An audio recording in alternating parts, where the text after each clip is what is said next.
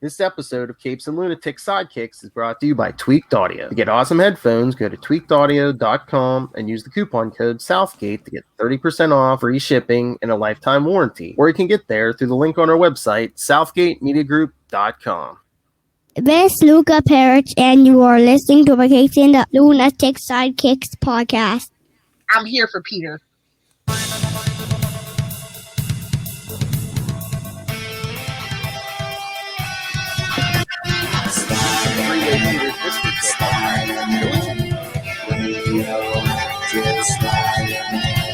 Welcome back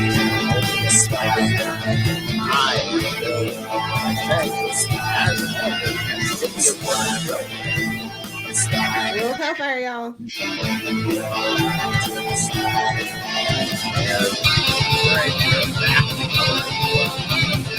Second for a while, last year.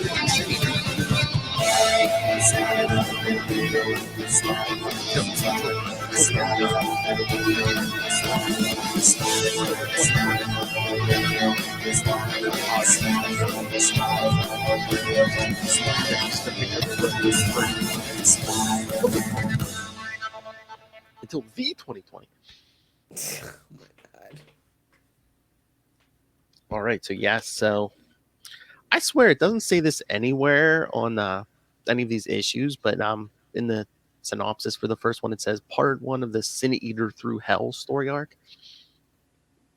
Okay. On the cover, it says something different, but okay. Even inside the issues, I don't think it says anything. Yeah, no, because like all the issues on the cover, it just says part 1, part 2, part 3. Yeah. So again, again, the dumpster trilogy. Who knew? Exactly. So is this just fans naming it, or is this official? Sin Eater Through Hell. But yeah, probably fans. Probably. Thank you, fans. Yes, Spectacular Spider-Man 134 through 136, January through March 1988. I love the little box where it has half Peter, half Venom. Oh yeah, the suit, yeah. That's just a cloth flap. How apropos. I know. We know. We missed it, but we know. No, I know. So should we jump into these? Let's do it. We got 3 of them to get through, homie. And again, written by Peter David, so gonna be getting some puns and stuff because did you see the title of the first one? Sincere. Sin/seer. Yes, kids.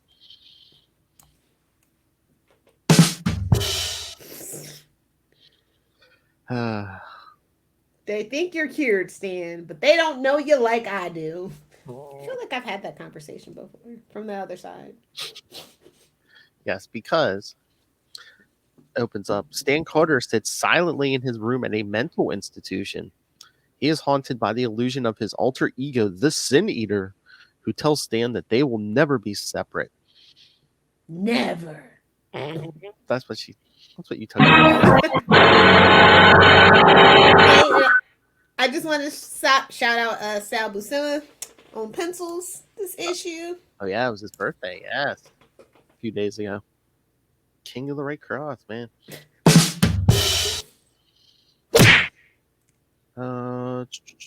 Outside, 2 nurses stand by the door discussing Carter's impending release. They still think he is. What is this, Arkle? Oh no, there's no. Well, I don't know. Is there a revolving door? They still think he is crazy. Wonders why nobody visits him. Well, I think you just answered your question. Inside, the specter of the Sin Eater is angered by their mockery and suggests that Stan blows. Godless heathens! Holy crap! That is harsh. I know. And just like Stan blow them away. Oh yeah, he's cured. However, Stan won't do it as he is intent that he has been cured.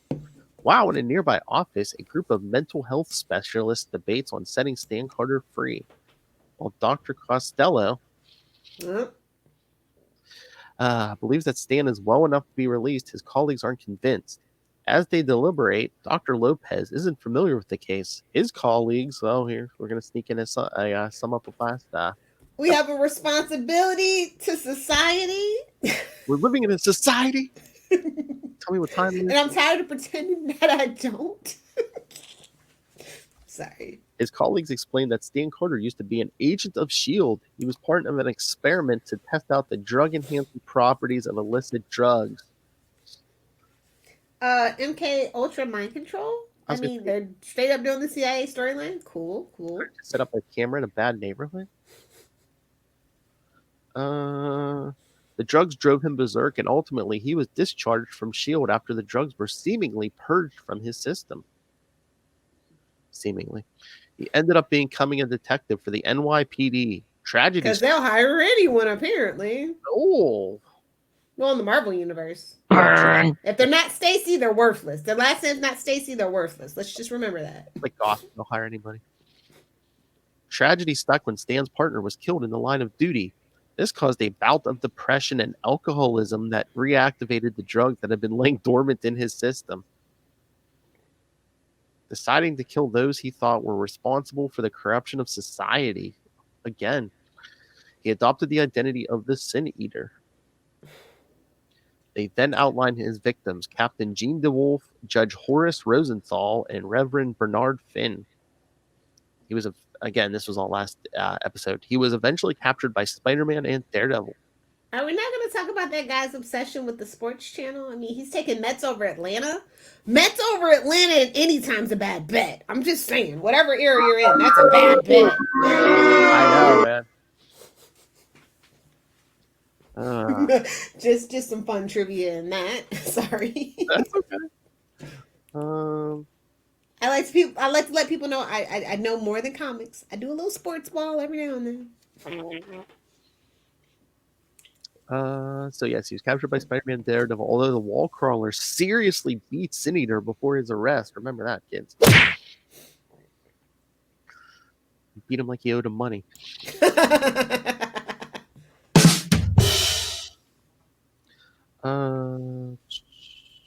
Concluding their review of Carter's case, Dr. Costello concludes that S.H.I.E.L.D. examined him and gave him a clean bill of health with no chance of a relapse. No chance of a relapse? S.H.I.E.L.D. saying this? S.H.I.E.L.D.? I know. They can't even keep their own ranks and okay. Seriously. Sure. Moral of the story is let that poor old white guy go. That's all. Yeah, that is all. A government agency is going to tell people who's sane and not. Okay. Oh, elsewhere, Batman is not brooding, but somebody's in a bikini. But they also intend to keep an eye on Carter and make sure he continues regular counseling sessions. Back in his cell, Carter continues to ignore the taunts of the Sin Eater when Dr. Costello enters the room. When the doctor asks if Stan would like to go home, he tells Costello that he would.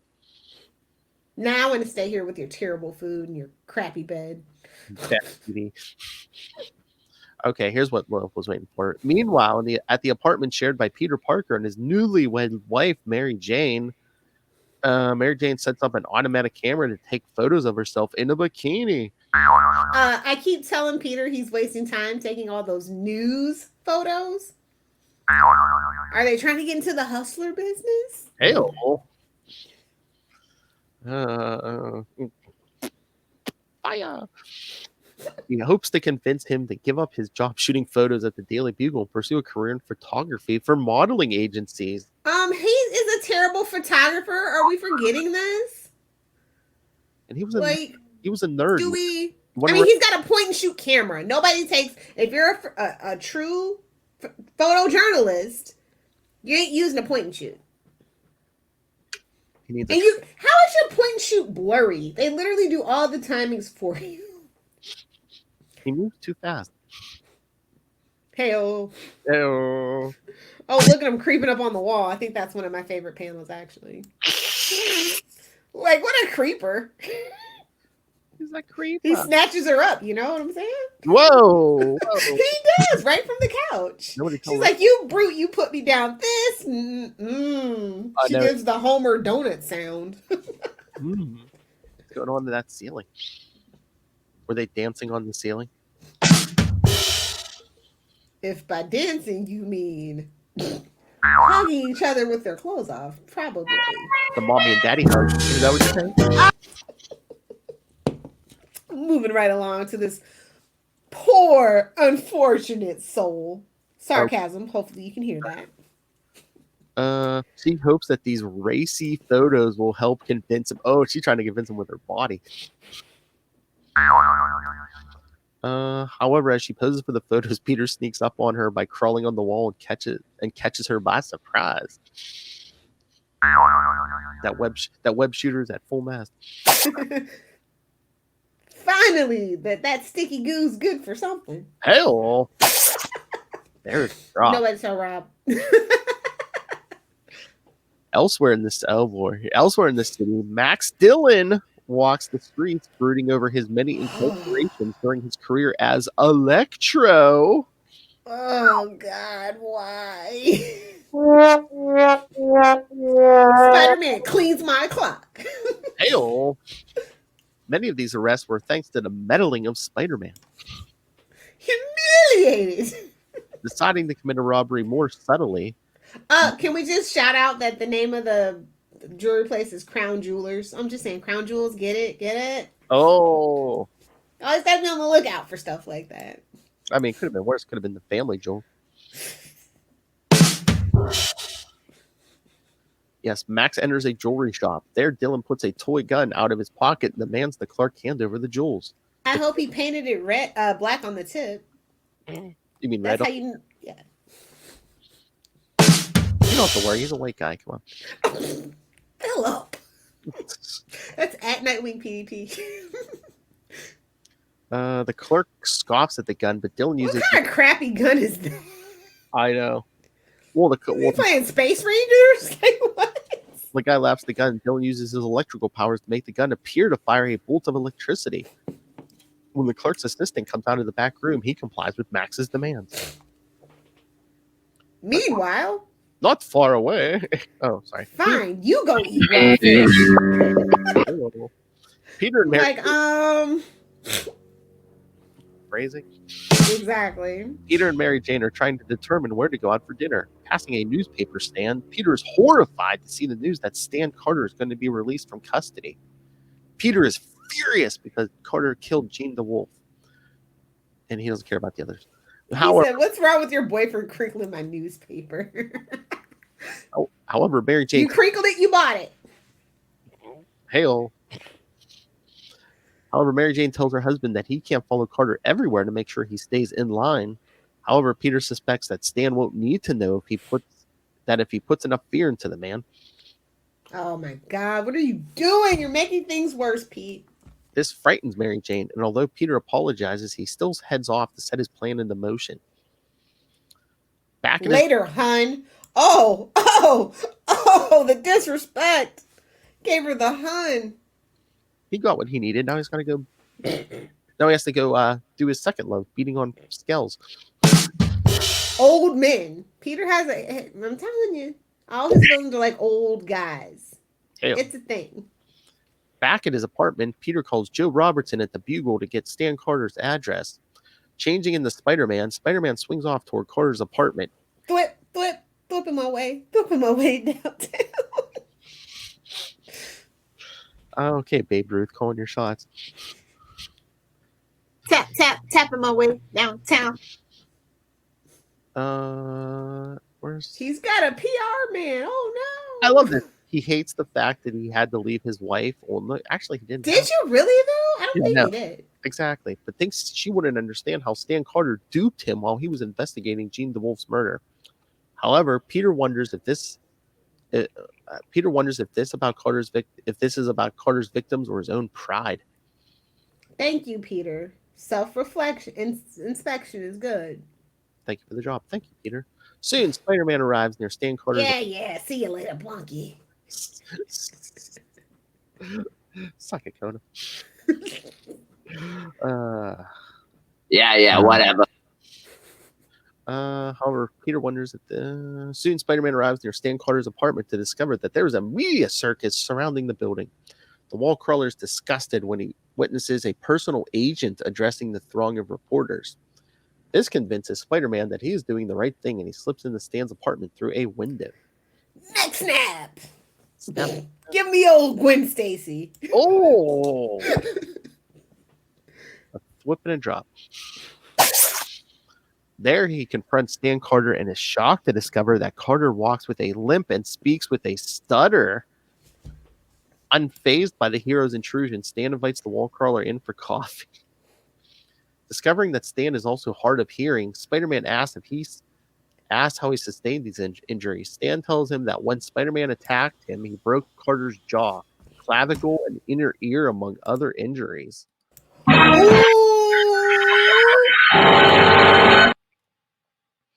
Well, maybe he shouldn't be killing people. You sure unnecessary force is still unnecessary force, sir. I know. A superhero, unnecessary force, get out of town. In a black suit. Oh. Are you saying was this social commentary on Batman and we didn't know it? Batman. Maybe. Who's writing this, right? He assures Spider-Man that he had gotten what he deserved for the crimes he committed. He liked it. Bad. Thinking that Carter is trying to lay a guilt trip on him, Spider-Man angrily lashes out, telling him that Stan is disgusting for trying to cash in on his crimes. Stan explains that the agent showed up and has been trying to represent him, even though he has no interest. He insists that he deserved every injury he sustained. However, Spider-Man orders him to keep away and leaps out a window. With the wall crawler gone, Stan is visited again by the illusion of the Sin Eater. What a dramatic exit, though. Can we just bye then? Again, Batman. When his alter ego mocks him, Stan tries to strike at the hallucination with his cane, but ends up falling to the floor for his troubles. Oh, God. Not far away, Max Dillon continues his crime spree. After another robbery, he is surrounded by police, but keeps them at bay with his lightning gun. You know, you'd think I like this version of Electro, but sadly, I do not. Meanwhile, Spider-Man is heading back home and is surprised that he feels guilty for not keeping his temper and strength in check when he was dealing with the Sin Eater. Come on, Lilith wants a drink. Come on, mention power and responsibility. He doesn't even have a symbiote to blame. So, coming upon Max Dillon trying to make his escape, Spider-Man recognizes him instantly. However, fearing that he might harm Dillon in the same way he injured Stan Carter, the wall crawler pulls his punch. Put on the defensive, Spider-Man is quickly defeated when Elektra realizes that he can affect Spider-Man's wall-crawling ability by nullifying static electricity in the area. Who told him this? Who gave him this tip? Science! Yeah, but Max is stupid. Max stops short of killing Spider-Man, deciding to let him live with the knowledge that one of his oldest foes has finally defeated him.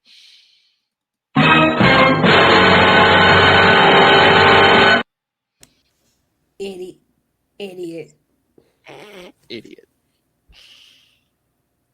So, Stan Carter and Elektra. A double team, if you will. Oh, a three-way. Ooh, talk about your devil's three-way. Allegedly. Oh, good lord! It's on Lilith's hard drive somewhere.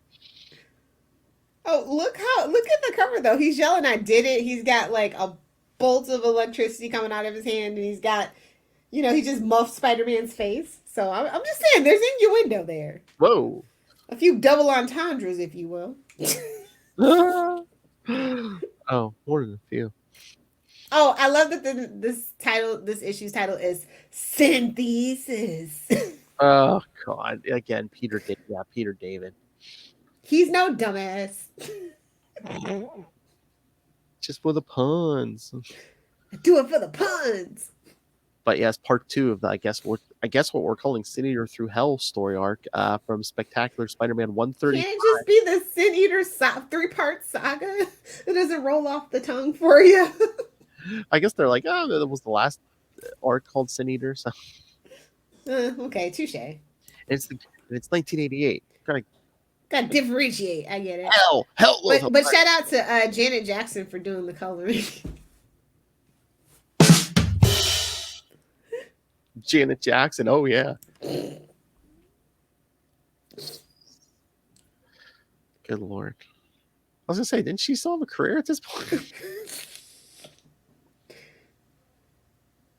But yeah, February 1988. Synthesis. Sin thesis. What did you write your thesis on? Sin. Get out. You and Matt Kona go have a dad joke off. Not yet. Soon. Soon, though.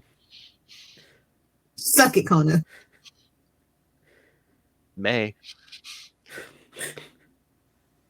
All right. So after witnessing the injuries, after injuring the injuries he sustained to Stan Carter, shouldn't that be inflicted on Stan Carter? Spider-Man lacked the confidence to battle. It's fan sourced, Philip. Just deal with it. I know. Spider-Man lacked the confidence to battle Electro, leaving him defeated in the streets. Should be the title, Defeated in the Streets. As the wall crawler struggles to get back up, he recounts the series of events that led up to the humiliating defeat. So basically summarizing. Pride come up before a fall. It is a great sin after all. It rhymes, apparently. I try. So yes, he's recounting in his head, summarizing last issue. By this time, a crowd of... In case you didn't pick it up. In case you couldn't find it on the newsstand or it was crinkled because some a-hole crinkled it. You crinkled my comic, you a-hole. By this time, a crowd of people began surrounding him, intent on unmasking the wall crawler. Before they can do so, Stan Carter comes and tries to disperse the crowd. However, when he learns that they are out for blood, he pulls out a shotgun and threatens to kill them all. Fearful of the man who used to be the Sin Eater, they all flee. Realizing that he was rescued by the man responsible for murdering Jean the Wolf, among others, Spider-Man is horrified that Stan would pull a gun on people. However, go to Toys R Us, Acme Novelties. Oh, who is he? Wile E. Coyote? Yes, Carter shows the wall crawler that it is actually a toy gun. When the police arrive on the scene, Spider-Man flees and Stan surrenders himself to the authorities. He couldn't make it on the outside. See, suicide by cop. I don't know the laugh. His body ablaze with agony, Peter returns to his apartment, chastising himself for being so easily defeated by Electro. Well, it could have been worse. It could have been Shocker. Oh, seriously. Could have been worse. Yes, it could have been Electro Light. Yeah, that's true. Stripping off his costume, Peter's skin has been singed to a bright red. He then hops into the shower and tries to get his mind off things in the shower. I bet. Cool off. That's when his wife, Mary Jane, comes home. She tries to surprise him by joining her husband in the shower. He ain't in the mood, homie. And is shocked by how red his skin is. When she asks Peter what almost like he is Mary Jane and has red hair. Oh, now I can call you Red. When she asks Peter what happened, he is annoyed and asks for some privacy. However, not from this wife. You tell him, Mary Jane. You be that annoying nag trope all you want to. Lilith, did you appreciate you got Peter Parker in a towel and nothing else? I did. Something for everyone in this issue. Yep. However, got Mary Jane in the bikini taking risque photos, and we got Peter in a towel. Yeah. However, Mary Jane still presses on her husband to talk. Peter relents and tells her how guilty he feels for injuring Stan Carter. Mary Jane tries to console her husband by quipping that she loves him because he is more screwed up than she is. Damn. Burn. Now, talk about some codependency issues that we could dive into, but we're not. So if we did a couples book, it could be The Quipper and the Thwipper. Face it, Tiger. You need to go to therapy. Fuck it, Coda. Meanwhile, Stan Carter is being interrogated by Sergeant Turk down at the police station. Turk is. I like to call him Sergeant Turd. Oh. You mean 70s stash? Turd. I'm 12 when you need me to be 12. Turk isn't convinced that Stan is cured, especially after his stunt with the toy gun. Stan tells Turk that he had the toy gun for protection because people may want to hurt him for what he had done. The whole time, the illusion of the Sin Eater taunts Stan to reclaim his violent past. That's the idea, you idiot.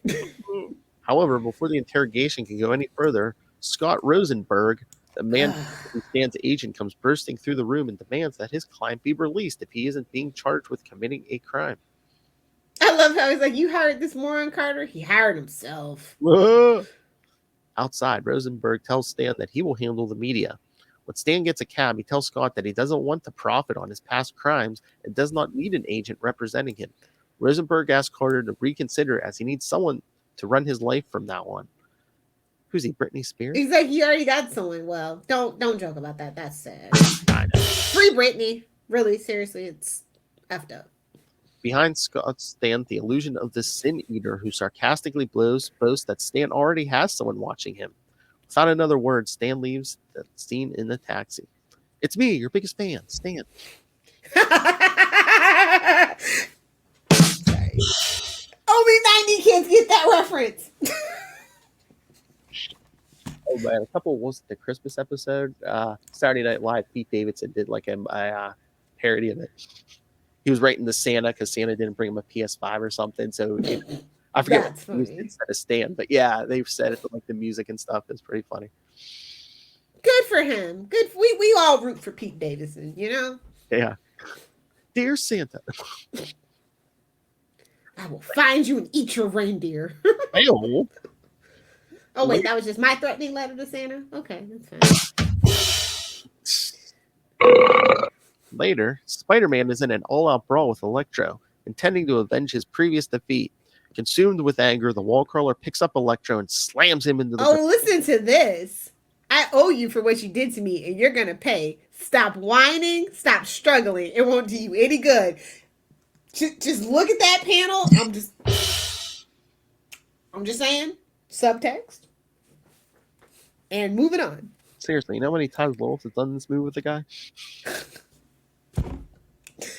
Oh, the slash fit. He called him a costume cretin. I love that line. Avenge his previous. Suddenly, Electro changes into the Sin Eater, who accuses Spider-Man of seriously harming him. Spider-Man tries to explain that he lost control as he backs off. Suddenly, he bumps into Electro and, in a panic, swings a punch at his foe. The blow does little to harm Electro, who then blasts Spider-Man at full power. Oh yeah, I would have nightmares of losing to Electro too, bro. In that costume, yeah. Your subconscious is mocking you. I'm burning. They make a pill and a cream for that. Ew. Mary Jane, what have you been up to, sister? Yes, because Peter Parker wakes up from his nightmare screaming as his body feels like it is burning. Mary Jane tells Peter to calm down as she was just putting antiseptic on his burns.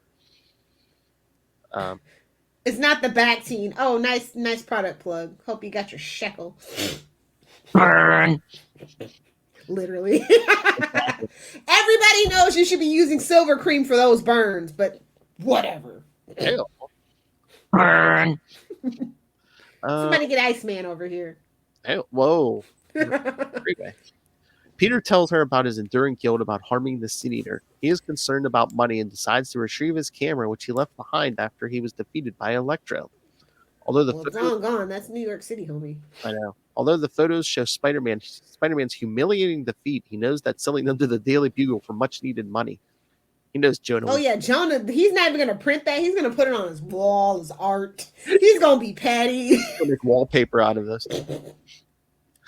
Mary Jane tells Peter not to worry about money, explaining that she got a modeling gig on a popular morning talk show.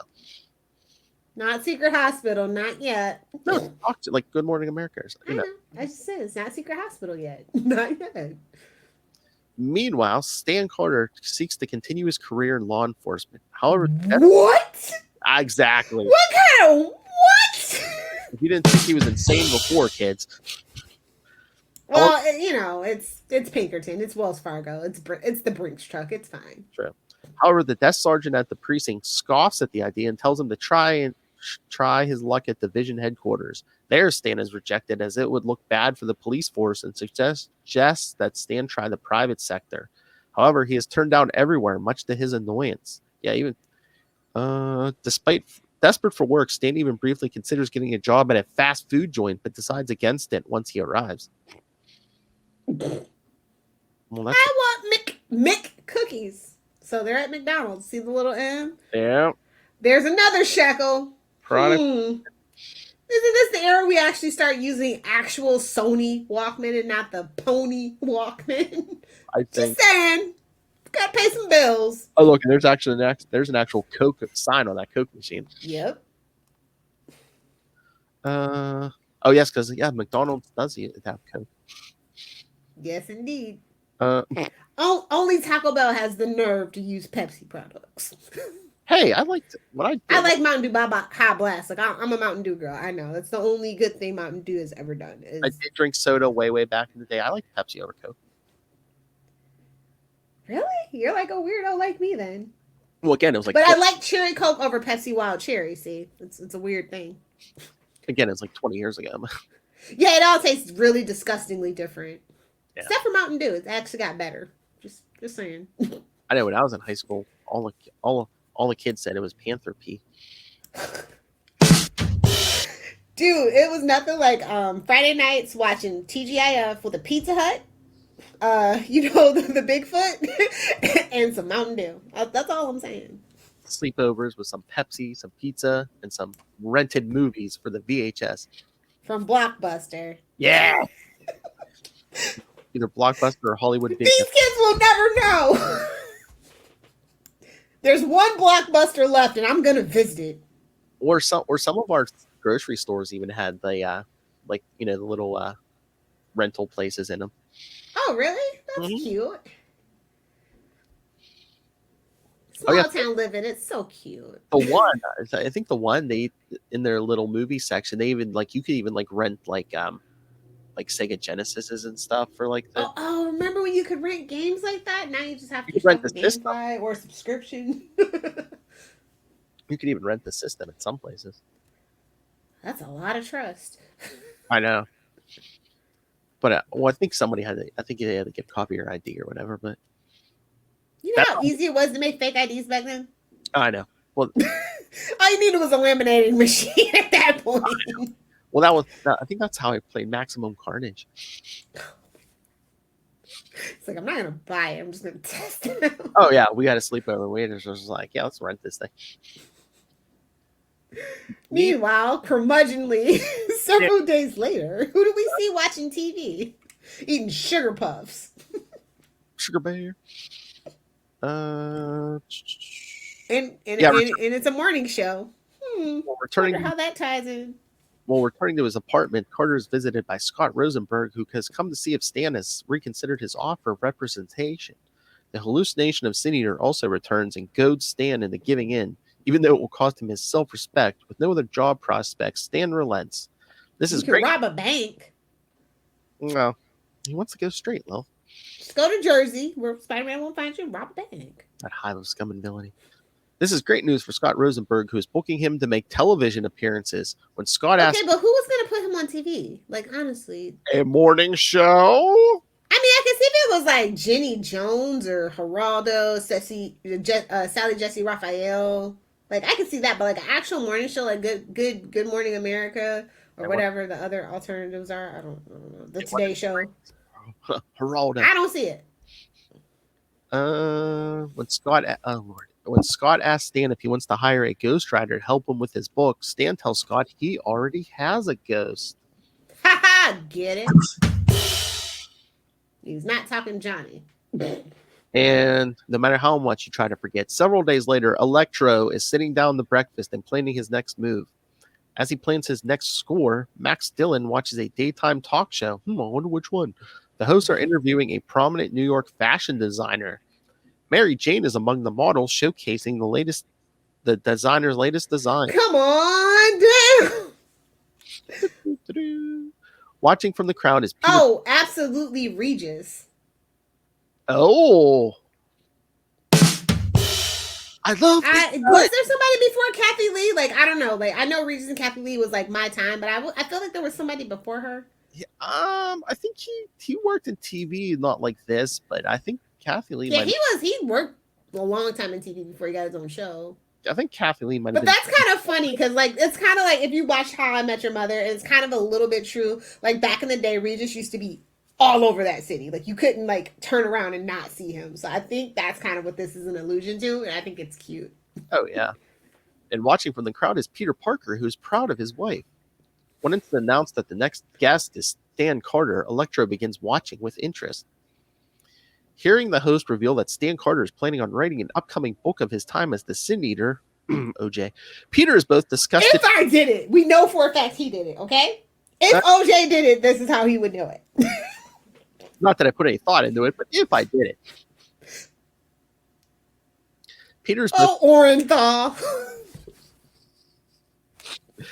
Peter is both disgusted and angered as Stan begins to tell about his upcoming book, The Death of Gene the Wolf. Get it? Yeah. Peter slips away and changes into Spider-Man. Wait, can we get a shout out to the camera guy? I think I'm in love, but with my luck, the redhead's married. You're damn straight, mister. You don't want to mess with her husband, man. He's crippling, guys.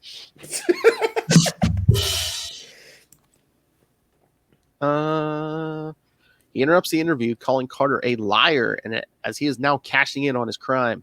Seeing this on television, Electro decides to head to the studio to destroy Spider-Man once and for all. As he uses his electrical powers to speed down a subway track, Electro thinks about all the times Spider-Man has humiliated him and vows to eliminate his foe. They're using like fire hydrants and stuff to short him out and stuff. Again, it's like, yeah, Spider-Man shorted him out sometimes with water, and it's like, doesn't this dude ever take a bath or a shower? Only when he's feeling steamy. Hey-o. Yeah, and one time he touched his hands and feet together. Yes. He doesn't clip his grounded his ass, literally. Can't cut them toenails, kid. Back at the television studio, Spider-Man continues to berate Stan Carter on live television. Watching from backstage is Mary Jane, who wonders what has gotten into her husband. Can't blame the suit this time. Stan wonders if Spider-Man is just upset that he saved the wall crawler's life a few days earlier and asks if that doesn't erase his past crimes. When Spider-Man tells him he can't wash away the blood on Stan's hands, his evocation of Gene the Wolf's name causes Stan to lose his temper. Don't talk to me about Gene. Yeah, Stan tells Spider-Man that there isn't a day that doesn't go by that he doesn't think about how he brutally murdered Gene the Wolf. He reminds Spider-Man that Gene was special to him as they were lovers. Bull Pocky. She did have daddy. Oh, true. Touche. Exhausted, he collapses in his chair. The illusion of the Sin Eater tells Stan to kill the masked hero, having enough of this apparition as well. Stan yells at the Sin Eater to go away, calling him an animal. Thinking Stan is talking about him, Spider-Man realizes that confronting him was a huge mistake. This is seconded by Electro, who comes up from behind. Shut up, Lil. He challenges Spider-Man to take his best shot. However, the wall crawler still has his doubts about fighting with someone without someone getting seriously injured and stands down. Electro is amused by this and mocks the wall crawler, telling him he's lost his edge before walking out of the television studio. Everybody's all confused. Stick around to find out. Here we go. Mary Jane says that the show that hired her is The Morning Show, which aired on television from 1983 to 1988. It later changed to Live with Regis and Kathy Lee. See? The Live With franchise continues, although undergoes a name change when the primary hosts are replaced. No shade to Kelly. I haven't watched in a decade. Yes. The hosts of the show are identified as Regis Philbin and Kathy Lee Johnson, later Gifford. They were hosts of The Morning Show at the time the story was published. Nice. Kathy Lee left the show in 2000, while Regis... I remember. While Regis retired from the position in 2011. So she should have just hired her husband. Like, I hate Ryan Seacrest. Seacrest out. So yes, for those. No, Seacrest is not out. I know. For those of you who may be too young to remember or don't live in this country, who could that be? Who's that lady? No, that's even too old for Phil. That's too old for Phil. Come on, I was talking about Aussie fanboy. I know. Out of the pouch, boing. All right, so should we get to the next one? You just don't got the juice. Best quote of the issue. He's laughing on his way out. I don't know. Sometimes he amuses me. Sometimes. Fits, yeah. But yes, Spider-Man defeated Electro with a fire hydrant in Amazing Spider-Man Annual 21, which we covered, the wedding issue. And the hands and feet thing are likely a reference to Peter Parker, the Spectacular Spider-Man 66. Oh, so close. So close. They could even do a two-parter with 34 and 35, but so close. People hurt Will's heart. She wanted him tying Electro's hands and feet together for issue 69. Come on. Duh, come on. Flipping them upside down. But let's talk about the deadly conclusion to the 3-part saga. Yes, that's right. So, Spectacular Spider-Man 136. Showdown with Sin Eater. Sinister. I'm like, wait a minute. There's not a 6 in it. I don't think we're doing it right. No, but there's Sinister. Damn. Daily Bugle. Spider-Man. Coward. Yes. Jonah, I'm telling you, that is one of the framed pictures in Jonah's office somewhere. I need that in his podcasting studio. I swear. I was going to say, nobody tell Rob, but that's the front page Jonah pleasures himself to. It's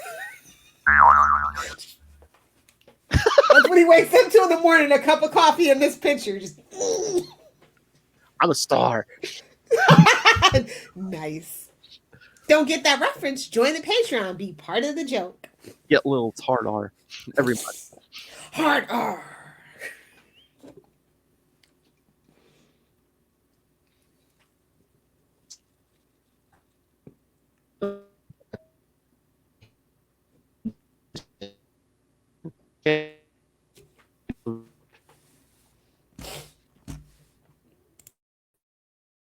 Peter checked for his foolish behavior that led to this embarrassment.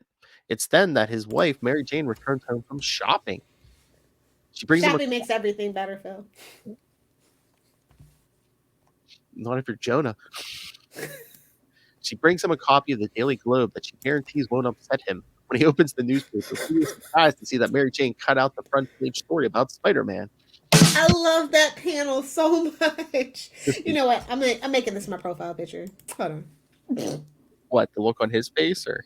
Yeah, with them looking through the front page all cut out. I know, like 2 or 3 like squares just like cut out.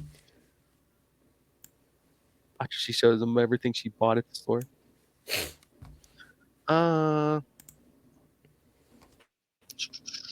Mary Jane tries to cheer her husband up when he outright asks if she thinks he is a coward.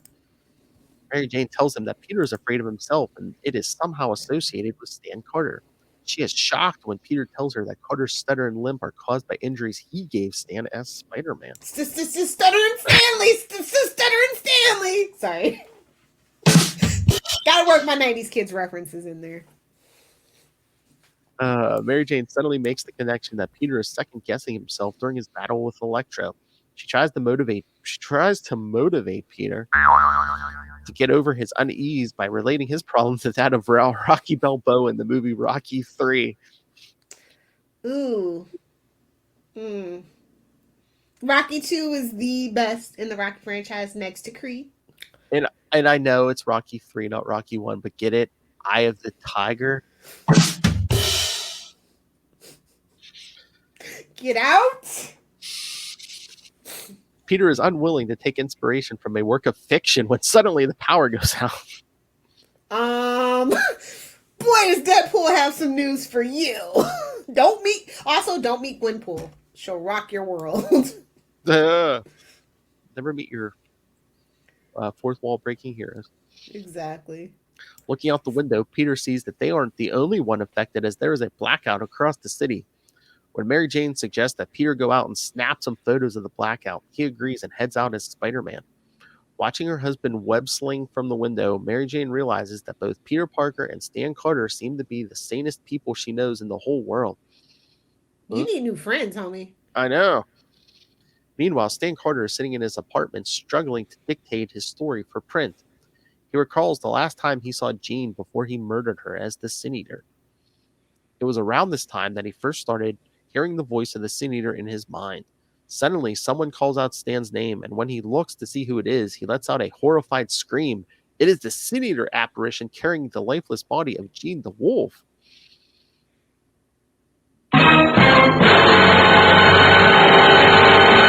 Tired of being haunted constantly, Stan tosses the recorder at the Sin Eater, but it harmlessly passes through the hallucination. Both the Sin Eater and the lifeless body of Jean the Wolf mock Stan. Ooh, even his victim mocking him, trying to convince him that he is not cured and he has fooled everyone. They are soon joined by two more apparitions, Judge Horace Rosenthal and Reverend Bernard Finn, two of Sin Eater's other victims. The Sin Eater tries to convince Stan that there are more sinners out in the world that need to be punished. We have the Punisher for that, sir. The Punisher's out there. Insisting that the Sin Eater won't win, Stan pulls out a shotgun he has hidden under the full floorboards of his apartment. He is shocked that he still has such a weapon, and that's when the Sin Eater tells him that he has already won. On 6th Avenue, the blackout has caused a massive traffic jam. In one of the cars, a woman is going into labor, and her partner desperately tries to get her to the hospital on time. Unfortunately, they are stuck in traffic. Suddenly, Spider-Man arrives and offers to help, getting the pregnant woman to the hospital quickly. Why does this exist? Why does this exist? It's a trope for a time. Isn't this the one where she's like, oh, what's your real name so I can name the baby? And he's like, it's Poindexter.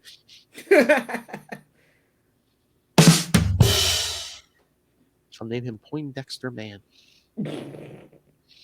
At the hospital, Spider-Man learns that the blackout has been caused by Electro, who's taken over the main medicine station. That's what they should do. They should make the kid Poindexter. He goes by Dex, of course, but like, my mom named me Poindexter because of you. The new Sin Eater. You committed the greatest sin, Spider-Man, the lie. Okay, so we're going to Amazing Spider-Man 2. Electro takes over the Con Edison station. There, Sergeant Francis Torque. It said Turk before. French turd. He's a French turd. Oui. Good Lord. Working with children here, kids. So. You know, I'm going to give it to Electro, though. That's a bold statement for a costume. Oh, yeah. Very bold. Put it right on Main Street. Literally. Yeah.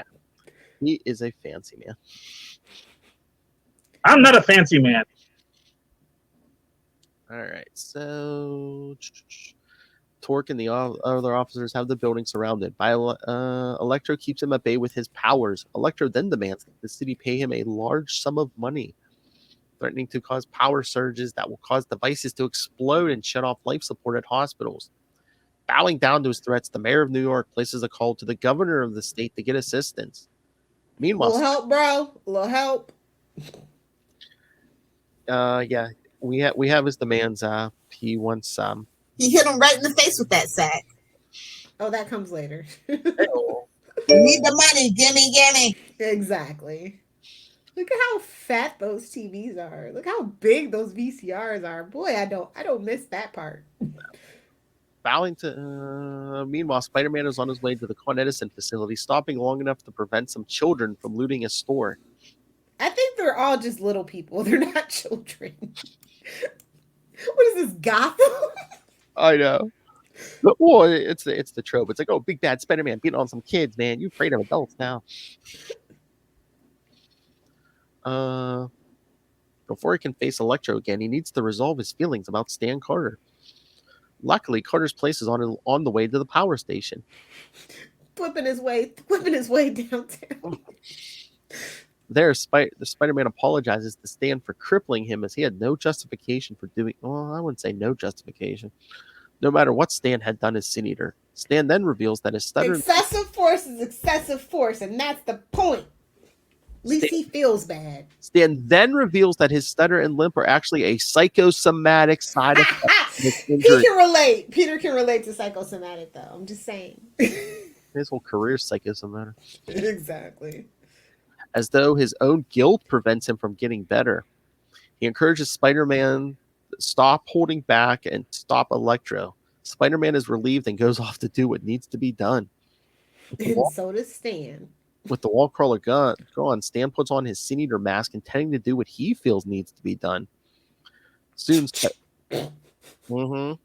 Spider-Man arrives at the scene and is told not to get involved by Sergeant Torque. However, Who do you think you're kidding?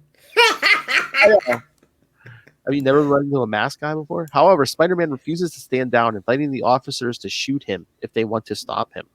Luckily for the wall crawler, the NYPD officers hold their fire as he leaps past the police barricade. Look at this psycho kid. Hey, Spidey, you gonna beat up on Electro?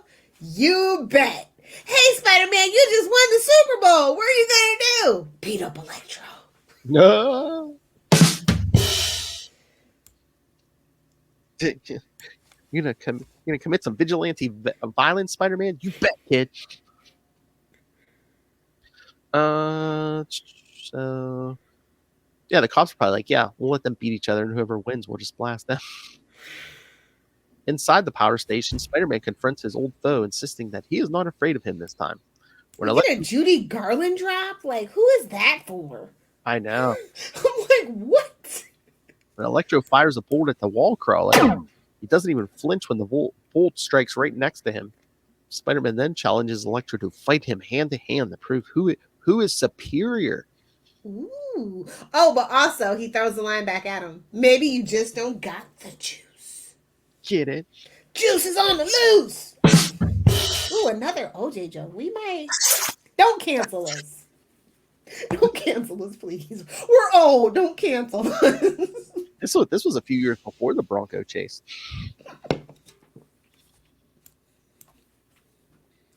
Spider-Man continues to stand his ground as Electro continues to try and unnerve him with electrical bolts.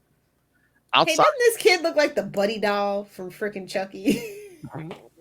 That haircut. The good guy doll. Problem child. Mixed with a Cabbage Patch, to be honest. And his shirt says, I'm with stupid. I'm like, no, you're stupid. You're wandering around in New York during a villain fight. You get everything you deserve, and you should be in school. Thank you for bringing that up, Sin Eater. It's night, isn't it? What do you mean in school? It was daytime. It looked pretty dark when the lights went out at the Parker apartment, didn't it? I guess. And Stan's sitting there, like, dictating by candlelight. I guess. Oh, he got him one. There we go. Outside, the police are stymied, while behind police lines, a young boy named Skip tries to sneak past the police and get Skippy? Well, Choosy Moms choose Jif, so suck it, Skippy. We're not sponsored, but I do welcome a corporate overlord. I need a mic upgrade. She loves peanut butter. How do you think she gets all them dogs to take their medicine? Spoonful of sugar. Am I supposed to get my medicine soon? Well, I'm drinking Monster because it's not yet 12 o'clock. There's a monster in your mouth, kids.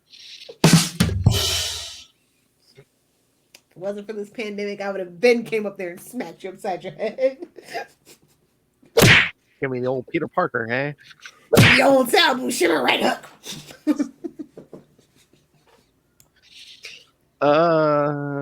Speaking of right hooks.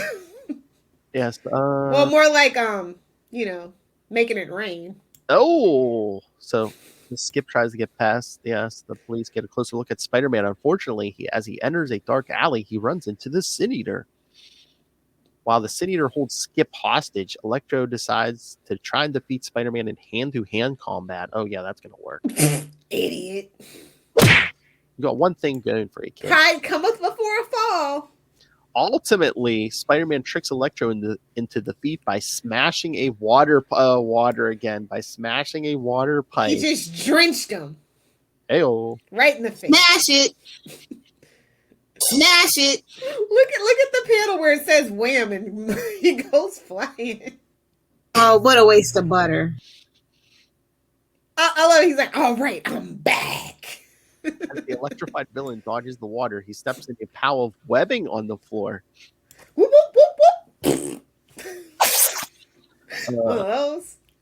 This allows Spider-Man to get close enough to Electro and knock him out with a single Sal Buscema punch. Outside, the Sin Eater tosses the child away and attempts to open fire on the police. The officers respond by opening fire, gunning down the Sin Eater. Seeing his former colleague getting riddled with bullets, Sergeant Torque orders his officers to stop firing. Spider-Man exits the building and hands over Electro to the authorities, just in time to see the Sin Eater slide down the wall. Get it? His name's Stan, the ultimate fan, and he killed himself because he couldn't get enough attention. You get it? No. Wait a minute. Did Eminem still this? Did he still stand? Rushing to his side, Spider-Man removes the Sin Eater's mask. As the hallucination of his alter ego fades away, Stan's dying words are to tell Spider-Man that the Sin Eater needed to be killed in order for Stan Carter to live. I think that's how that works. In the aftermath of the shootout... His gun wasn't even loaded! Yep. In the aftermath of the shootout, Sergeant Torx checks the Sin Eater's rifle. When the wallcrawler points out that Stan thought the Sin Eater was a separate entity, Torque points out that Stan got the last laugh on the Sin Eater as the rifle was not loaded. But don't worry, kids. If you didn't enjoy this one, don't miss the pulsating return of Spider-Man's deadliest foes. One of Spider-Man's deadliest foes, the tarantula. Oh, yes. That's a two-part story. Just, you know. Don't worry, kids. We're never going to get there because it's a two-part story. And in part 2, the John Walker Captain America shows up. So guess what? Lil's never going to do that story. He had his time. If he wanted to talk that story. We did like a whole 8 weeks of that. So, never again. But that one's funny because it must take place around Amazing 300 because in part 1 he's wearing the black suit and then in part 2 he's wearing that red and blue suit from Germany. So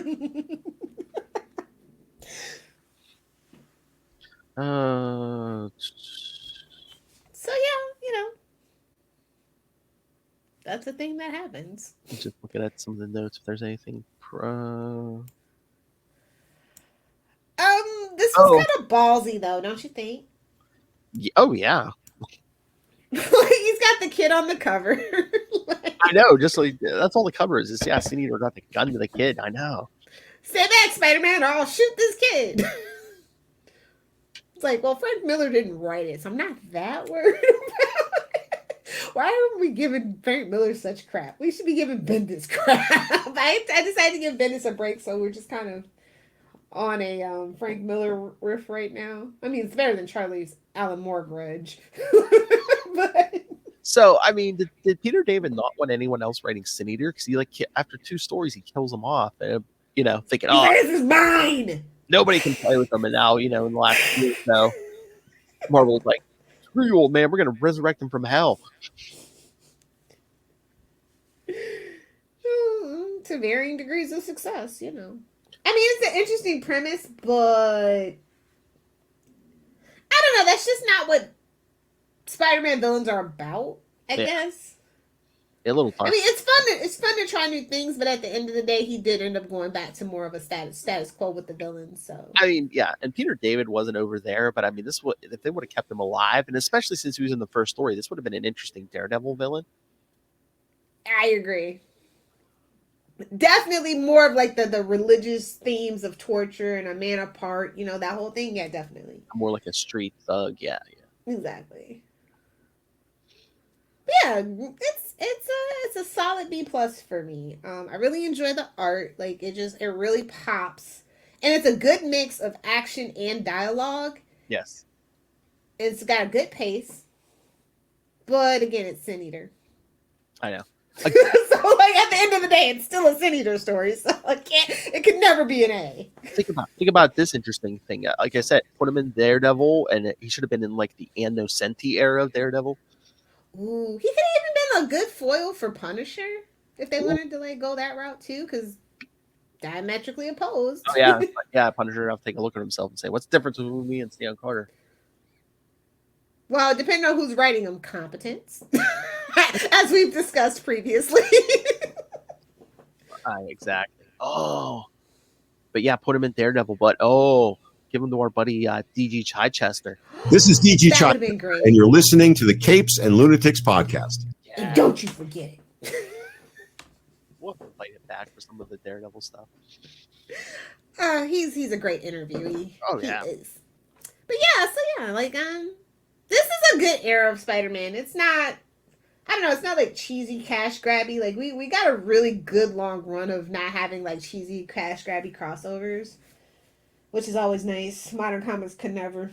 Again, if this arc had a title, it wasn't on any of the covers or the interior page. Fans are the best, aren't we? We just fan wake something to in existence. Somebody who's too lazy to do their own notes just speaks it into existence. I'm just teasing you, Phil.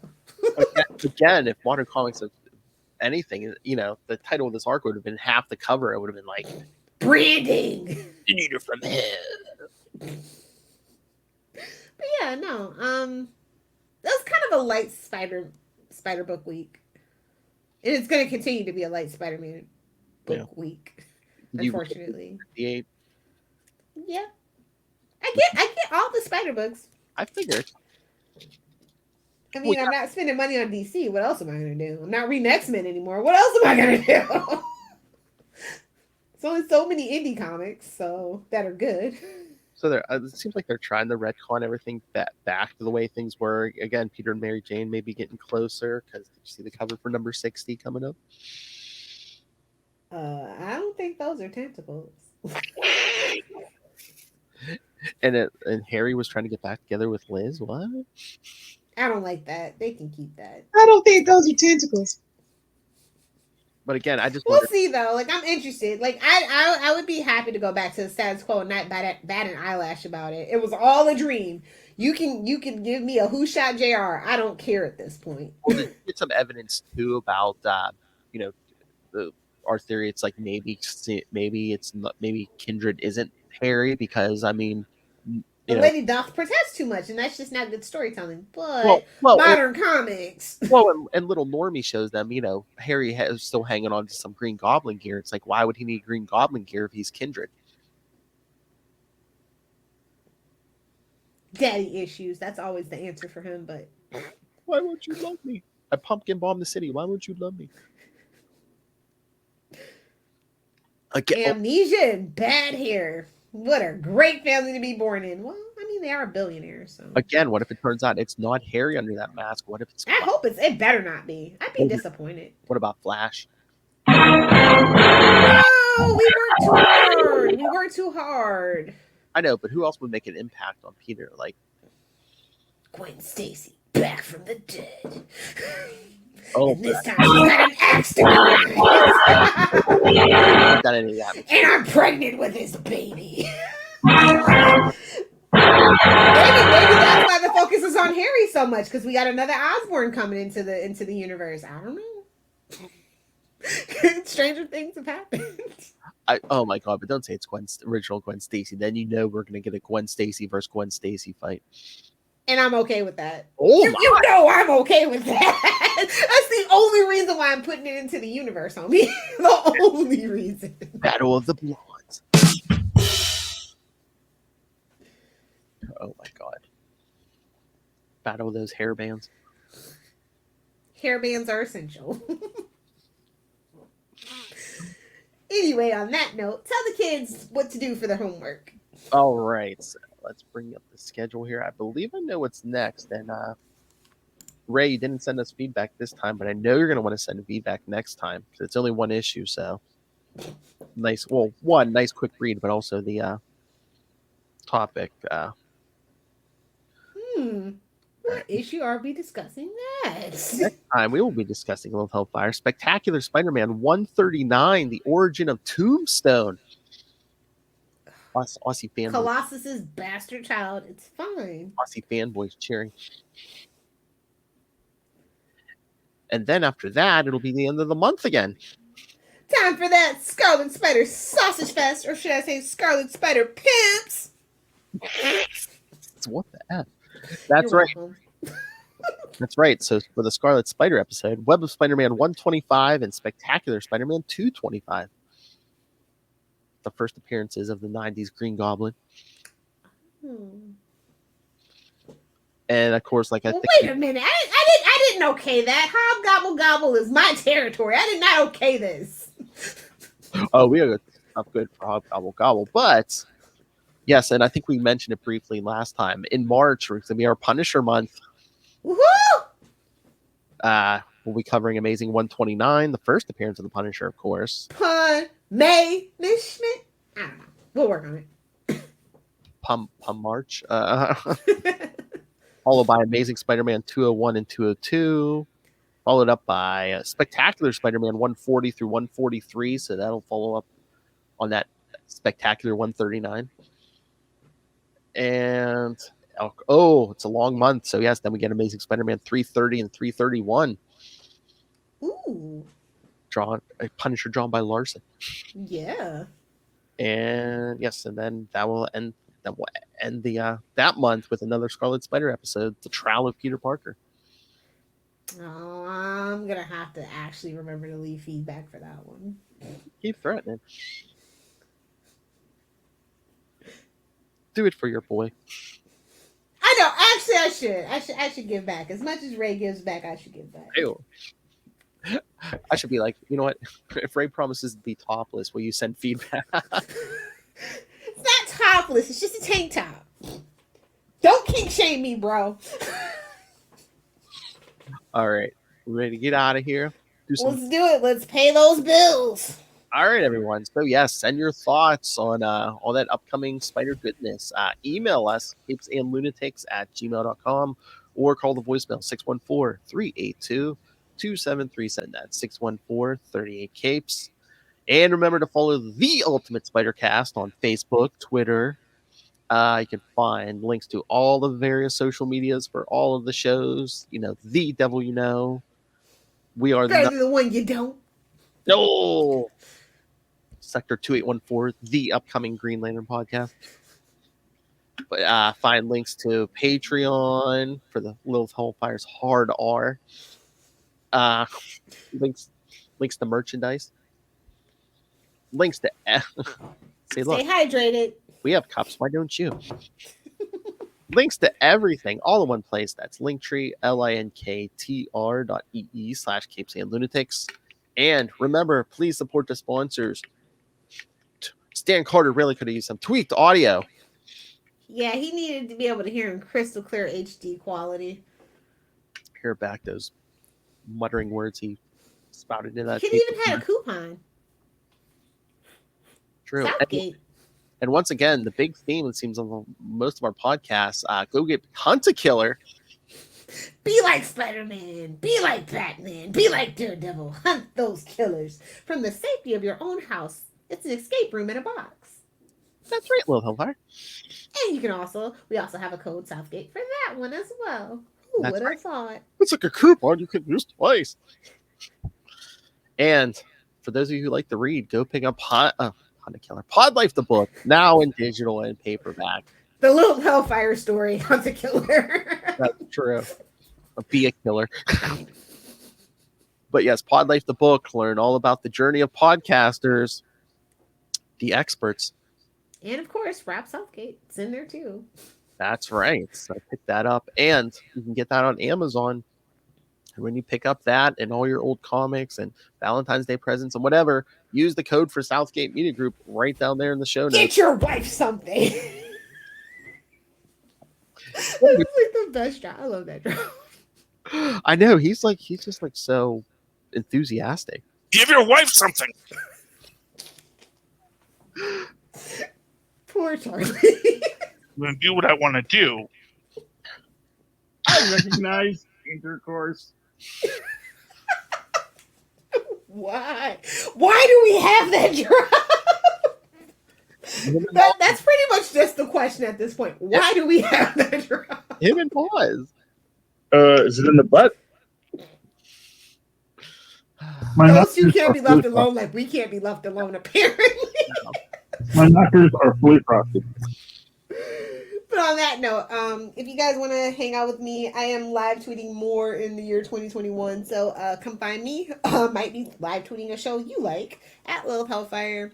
For puppies, smoothies, and cold pressed juice recipes, please feel free to follow me at Lilith Hellfire 86. And if you want some of those sweet, sweet memes, at Lilith Hellfire 69, TikTok, and the gram. I never disappoint. I try not to. Like I don't feel like they went in deep enough. Get there from all sides. Oh, I thought you were going to do the oil yourself. Okay. Pull yourself up and slip into it. Oh, what a waste of butter. I don't think that was a waste of butter on the ceiling, but Hello.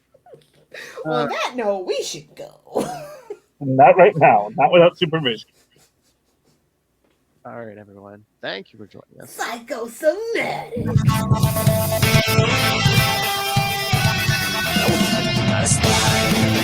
right, everyone. Yes. Come back next time. We'll raise feedback for Spectacular Spider-Man 139. You can't.